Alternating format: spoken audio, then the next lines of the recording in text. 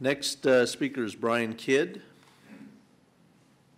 I'm Bryan Kidd. I believe you have the address.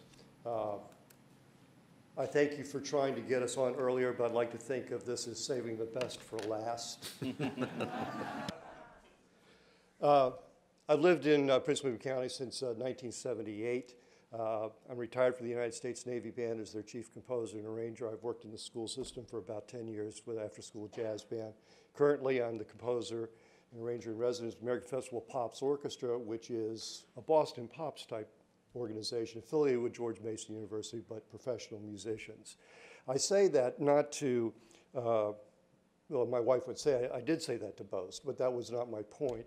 I am the product of starting music lessons in the public schools back where I grew up in Waynesboro, Virginia, in the 5th grade. So I'm an advocate for music starting in the 5th grade or even the 4th grade.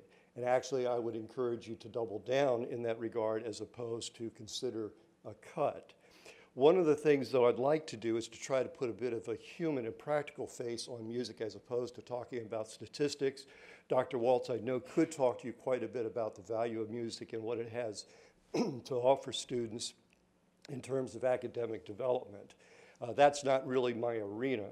The practical side of music is, in the Navy, for example, it's tough to take a battleship out to Iowa, but it is very, very practical, and it tells a very complete story in an hour's time of music to take the band out there.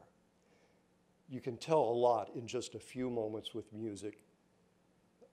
At the Benton, the School of Excellence presentation, what did we call upon? Musicians to perform. When I have an opportunity to work with young musicians, by the way, I'd like for you to note that there are a number of students who did come out this evening to support this as well, and they have been very patient sitting through this meeting. When I have an opportunity to work with students and talk to them about what they have in the power of music, one of the things that I will point out to them is that in times of sadness, a funeral, for example, in the case of the President of the United States, we'll say, one of the first groups that are called are the military bands to prepare for that funeral. We do the same thing in our families. And in joyous moments, like a wedding, the musicians are among the first people who are called. And so that's the power that exists.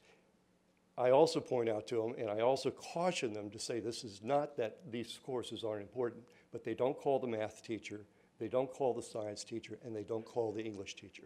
They call the musicians. Thank you very much. Thank you. Next is Ted Zagrabelny.